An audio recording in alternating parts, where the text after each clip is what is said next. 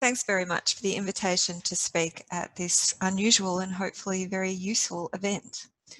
I just wanted to give you a sense of history of water management in Australia, and in particular the last 25 years.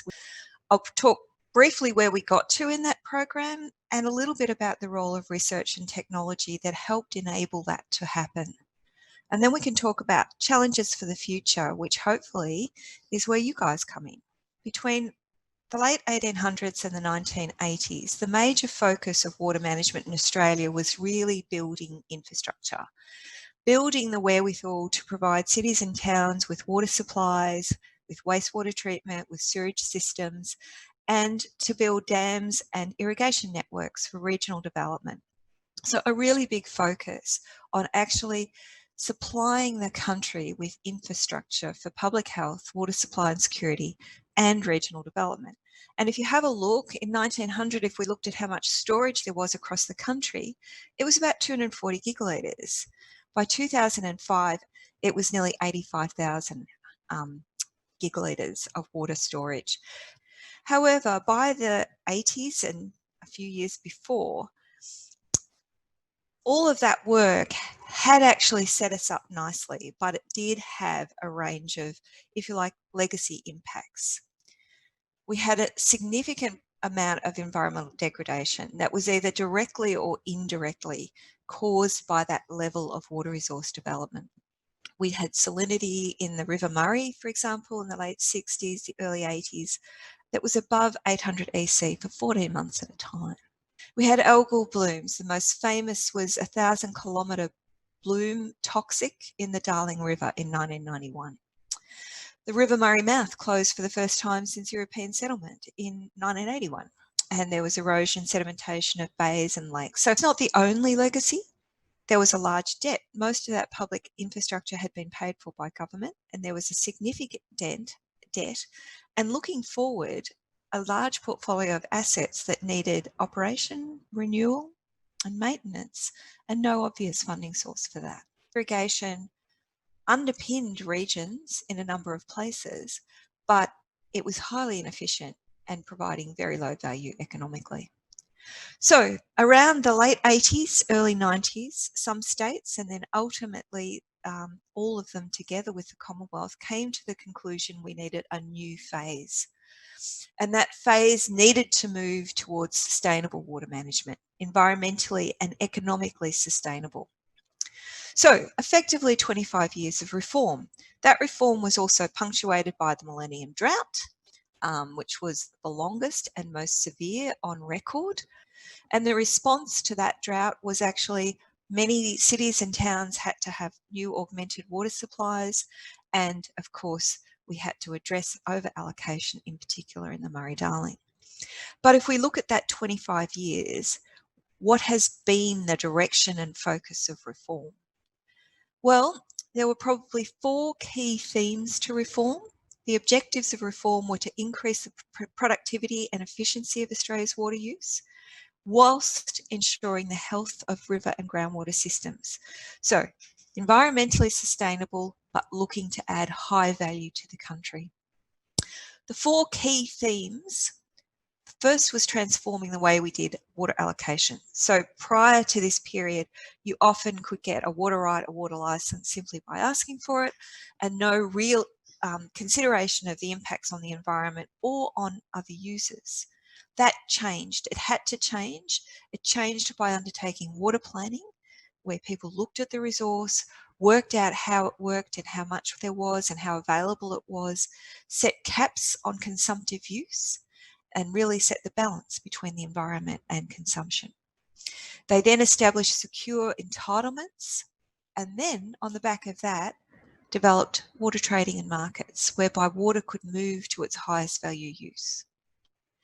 That system was aimed to actually encourage efficiency and improve value from the use of water resources.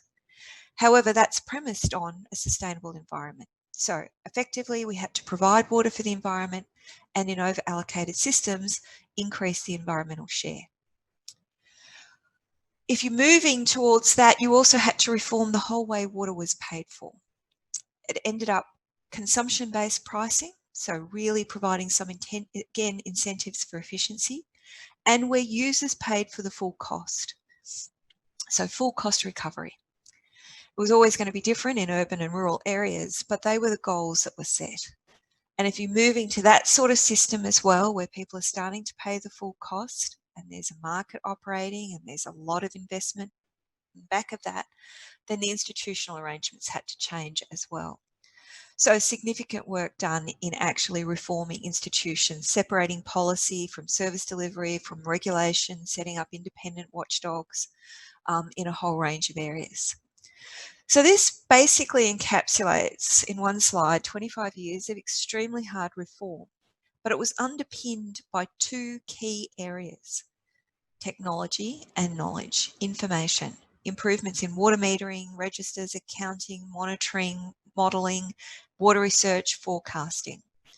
And every step of this journey is difficult. Winners and losers, significant change. So it had to be underpinned by community and stakeholder input.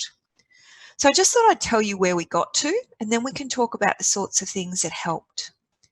So where we got to, you've got entitlements and planning now in all states, and robust ones. Still some legislation in WA to come in, but the planning processes are in place. Water plans are in place in the majority of states for 80% of the water use. So all high risk, high use area.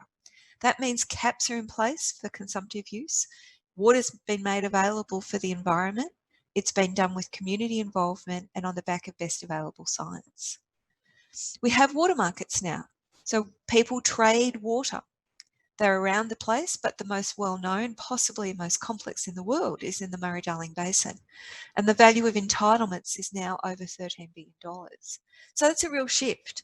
Prior to this reform, water was tied to land and had no independent value of its own. Now, entitlements can actually be used for mortgages. And the market was the key to management in the drought. The market has enabled new industries and it has driven efficiencies. If an irrigator can become more efficient, they can either save the water they use and sell it on the market and provide more income. So keeping going, the environmental management, all water plans legally provide water for the environment, and there's been significant progress on overcommitted systems in the Murray-Darling. 2,100 gigalitres of water has been transferred from the irrigation to the environment in that system, and with more to come. And environmental water holders are now in place.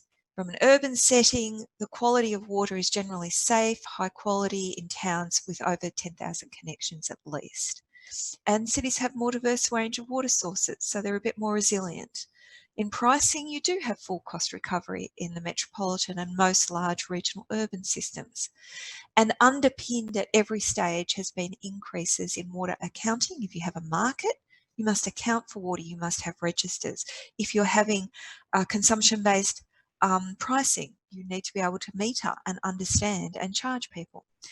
So there's been a range of progress.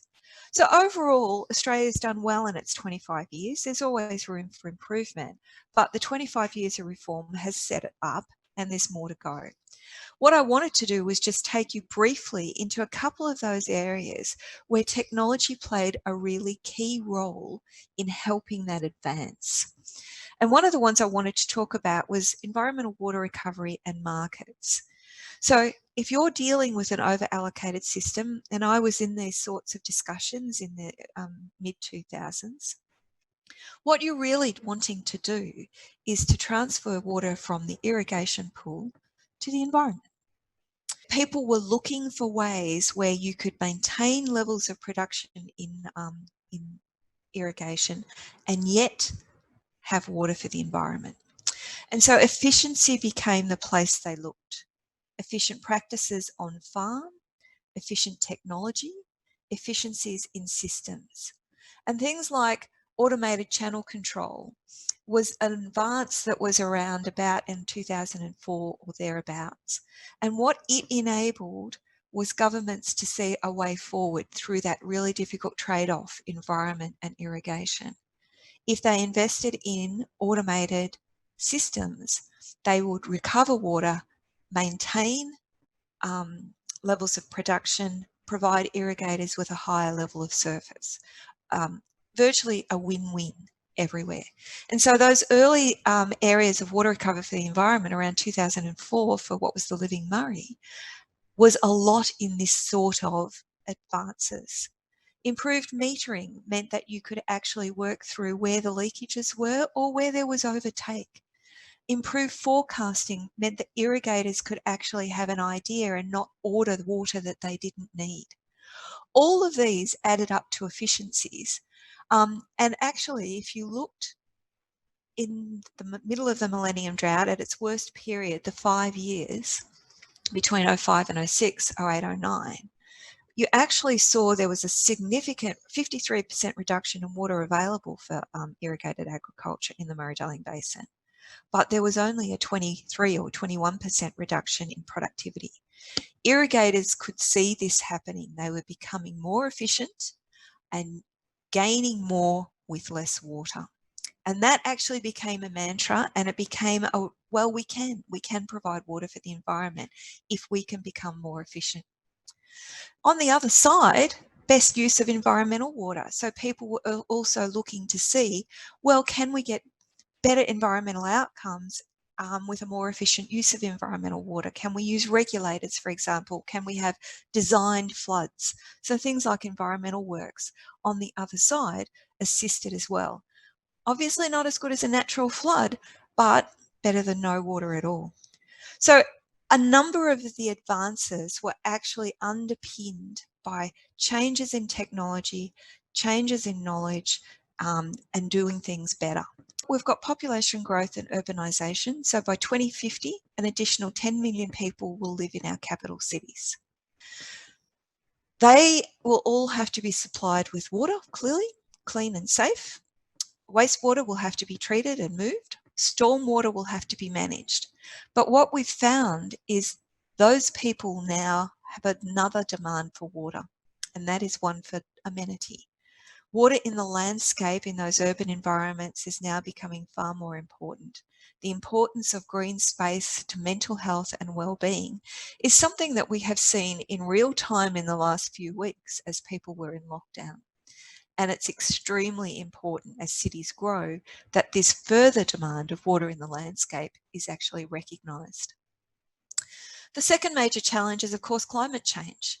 For much of southern Australia, winter-spring rainfall is predicted to reduce by 15% by 2030.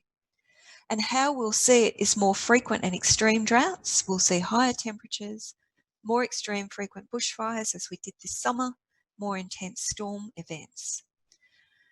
And it's happening now. So this just shows you the change in inflows into the Murray-Darling Basin over the last 20 years. Sure, there's been a couple of wet years, but overall, the majority of years have been drier than average. So what does that mean? It means the future challenge is more people, less water for much of the country, and those people with greater demands. What does that really mean for you thinking through technology? Well, every sector, agriculture, cities and towns, and the environment will need to be able to get through drier periods and then periods of extreme drought. Now, what is a drought? Think through what we saw in the Darling. Periods of extreme water scarcity coupled in summer with high temperatures where there's real competition for a small amount of available water. And each of those sectors, agriculture, cities, and the environment, they need to be able to get through it, have the resilience to bounce back, but we're also going to have to know when and how to adapt properly, permanently to a changing climate baseline. So for me, policies, processes, and investment will all have to evolve to actually assist with that. For me, I'm now working on the inquiry on the National Water Initiative and looking from a policy perspective what needs to change. Efficiency will be one of the keys, but alternative water sources and a whole range of things that I hope you're about to think about right now will also be extremely important in shifting us to manage into this new future. So I think there's lots of scope for technological solutions. Good luck with it.